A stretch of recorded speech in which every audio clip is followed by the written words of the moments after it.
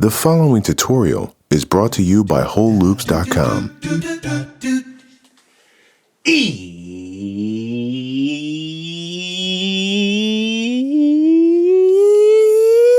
It's production time. I'm Reid Stefan, Realest puppet in the game. And today I'm doing a special music producer's review of the brand new 16-inch MacBook Pro M1 Max. And I've been an Apple customer since 2008, having owned various MacBook Pros and Mac Pro desktops. I've always noticed a substantial increase in speed and usability with every new generation computer, so I'm really curious to see what this new M1 processor can bring to the table for music producers. I'm going to put this laptop to the test against my previous laptop. So all the tests that I'm going to be conducting today are things that are important to music producers, like the speaker quality, performance, fan noise, battery efficiency, exporting your work, connectivity, pricing, and a little bit of technical information about what makes the new M1 chips so unique. But before we do that, I want to take a closer look at this new laptop and go over some of the design changes that I think are important, improvements, or even downgrades from a music producer's perspective. If you're like me, the first thing that you check out when you use a new laptop is the screen. What I appreciate a lot about this screen is the very clear color clarity, as well as the high frame rate that you get, which just makes moving graphics and moving your mouse around much more pleasant to look at for long periods of time. There's now a little cutout for an improved webcam. I'll actually show you what the webcam looks like right now. Here's me through the webcam. The second major difference I noticed, there used to be 4 ports on my old 16-inch MacBook Pro, and there's now only 3 USB-C ports. But if you flip it over, you'll see that they have added an SD card slot and an HDMI slot. But that being said, I really wish that there was a 4th USB slot here. And while we're on the subject of the sides, they also have an enhanced quality headphone output that music producers with no interface will notice a big boost in sound quality when mixing in headphones. When you pick up the laptop, you immediately notice that it is heavier and thicker than the previous years. It really holds true to the original MacBook Pro design. In fact, I think this really takes me back to my favorite era of the MacBook Pro, back when they had an SD card slot and the HDMI and all the other ports that they recently brought back this year. So this could be my new favorite MacBook design ever. I did also notice that the battery life is much improved, especially if you're just doing basic things like messaging, emails, web browsing, watching videos, things that don't hit the CPU too hard. You almost never need to charge this thing, like once every couple days, really. I would say there's a big improvement in the battery life of this year's laptop. And the last major change I'd like to point out on the design before we get into the actual tests are they have done away completely with the touch bar and put back the function keys for the common things you need, like your volume, music playback controls, brightness controls, physical escape key, a physical power button, all things that I really missed in the older laptops that I'm very happy to see they brought back. So that's my overview of the design changes, improvements, and new features. So let's jump into our first test. And that's going to be our speaker quality test. I always enjoy the improvements in sound quality through all the generations of MacBook Pros. So what I'm going to do is listen to some tracks through both of the laptops side by side. Let's get into the M1 MacBook Pro versus the 16-inch MacBook Pro speaker test. It's true. Nah, I ain't new to the school. I'm old school. My whole crew. Ooh, I thought somebody told you. I'm old school. My whole crew. Ooh, I thought somebody told you. Old school. It's true. Ooh, I thought somebody told you. Old school. It's true. Yeah, I thought you knew. Every day we get it done. Superpowers, we got superpowers. Superpowers, superpowers. Superpowers. Yeah. You already know. Yeah, we're heroes. We're heroes. Yeah, we're heroes. Standing in the room with both of these laptops, listening to the speakers, the difference was pretty big, especially if you focus on the clarity in the low end and the separation between the mids and the highs. Now, I know you guys were just listening through my microphone, so you couldn't hear the nice stereo separation that I heard, but I think a lot of you listening in a pair of headphones or studio speakers can easily hear the difference too. The next feature that I think is really important to highlight in the new M1 MacBook Pro is how much quieter the fan is. You really can't hear it. In fact, I'm holding it right next to my microphone right now, and you can't hear it at all. But even though it is silent most of the time, the fans still do come on during some really heavy-duty tasks like exporting audio or video. To show you how loud these fans can get, I'm going to bounce out one of my YouTube videos using each one of these laptops just to show you how loud it can be under the most extreme circumstances.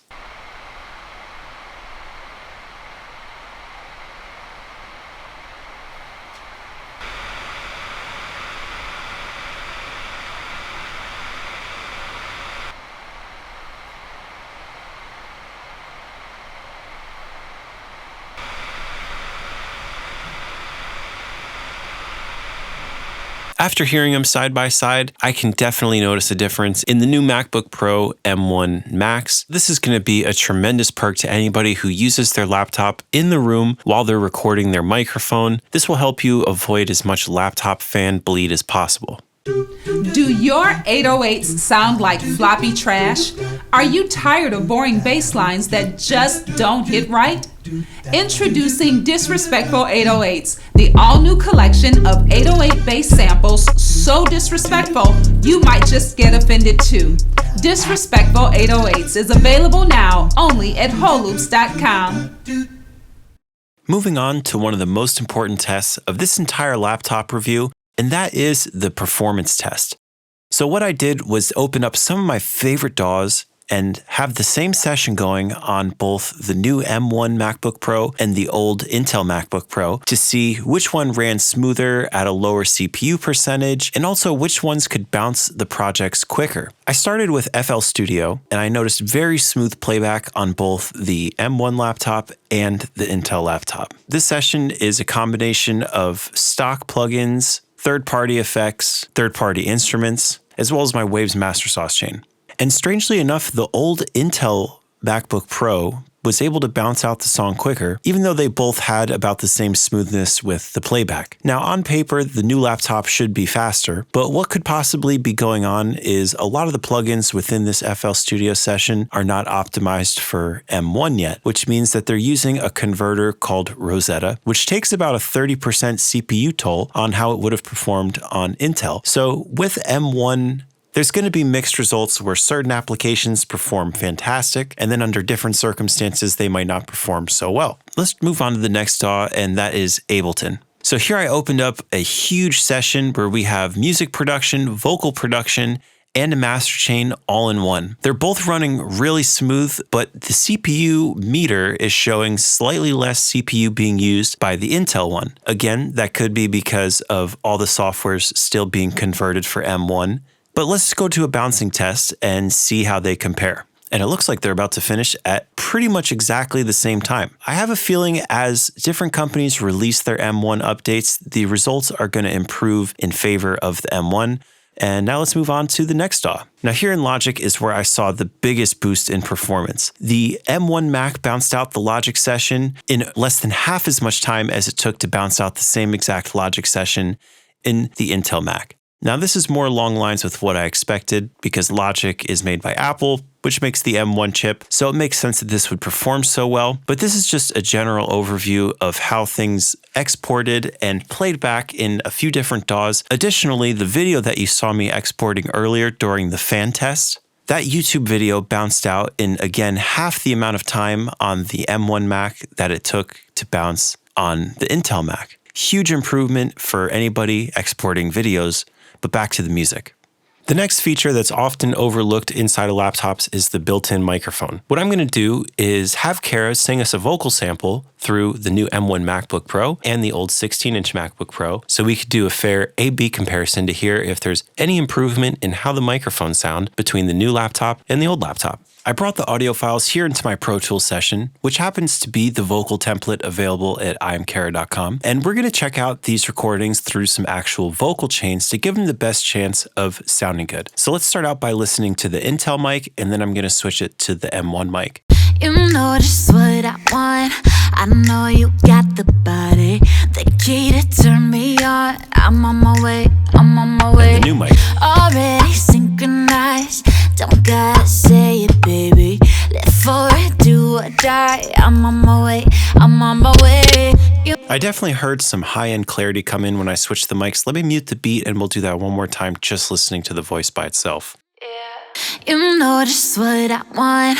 I know you got the M1. body, the key to turn me on. I'm on my way, I'm on my way. Intel. Already synchronized, don't gotta say it, baby. M1. Live for it, do or die. I'm on my way, I'm on my way.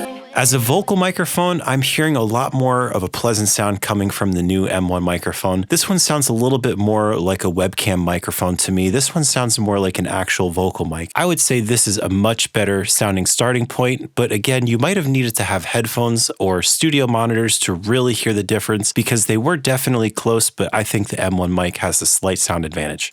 Lastly, one of the biggest factors that we consider when choosing a laptop for our music production or any kind of creative work is the price. And the MacBook Pro lineup gives you a very wide range of prices to choose from. Now, I wanted to know what the absolute best could be, so I went all out for the 16-core M1 Max. And as you go down to the cheaper models, which cost considerably less, they have lower specifications in CPU, GPU, RAM memory, and SSD storage. And to help you better navigate this menu of options, I'm going to give you a quick explanation of how each one of these computer specifications would help you as a music producer so you can decide which upgrades are right for you. Starting with the CPU. The CPU is going to be helpful for running long plugin chains, running multiple channels of synths, vocals, anything that you could stack up within a session in your DAW is going to be hitting your CPU. They all come with 10-core CPUs, or if you want to save some budget, you can knock it down to an 8-core CPU if you're not creating extensive sessions or extensive plugin chains where you're going to be having really high demands. Next, you have GPU, and this is your graphics processor. The only spot I could see GPU being more helpful is your ability to run multiple external displays with your laptop. For music producers, this is the one place where you can for sure take a lower specification and be all right. Next, we're moving into the unified memory, also known as RAM. For music producers, the number one RAM using function would be synths that use large audio libraries like Omnisphere or Contact. Every time you load up a preset, all of those little audio files that make that piano sound or that string instrument that you want to play on your MIDI keyboard are loaded up into your RAM or unified memory. So if you use a lot of synths like that with huge collections of instrument data on your hard drive, if you're using more traditional oscillator-based synths like Sylenth, Serum, Anitu, Massive, all of those softwares are much less intensive on your RAM. You could save a little bit of money and get less RAM in your computer. And finally, the storage. SSDs are the only type of hard drive I would recommend for anyone producing music. If you're the type of producer that keeps everything internally, you're going to want to stay away from 512 gigabytes. This is definitely not going to be enough for you. But me being a video and music producer that also has a huge collection of external hard drives, 4 terabytes was the perfect sweet spot for storage for me. But for music producers, you could easily get away with 1 terabyte and then running a couple of externals to store your overflow data. Now, like I said, I went and paid for all of the updates. I wanted to know exactly how good a laptop could be in 2022. And my final total for everything that I ordered was just under $5,000. After tax, just over $5,000. So this was by far the most expensive laptop I've ever purchased. But if you have the ability to go all the way, you will not regret getting a maxed out M1 MacBook Pro. So there you have my complete music producer's guide to the brand new 16-inch MacBook Pro M1 Max. Would I recommend it to music producers? Absolutely. This has been one of the most impressive laptops I've ever had the chance to use, and coming from a really fast desktop computer, I didn't have huge expectations, but this definitely blew them away. If you want to check out my older laptop reviews, I'll put links to those in the description, and I'll catch you guys next time in another tutorial. Peace out. do do do do do do do do do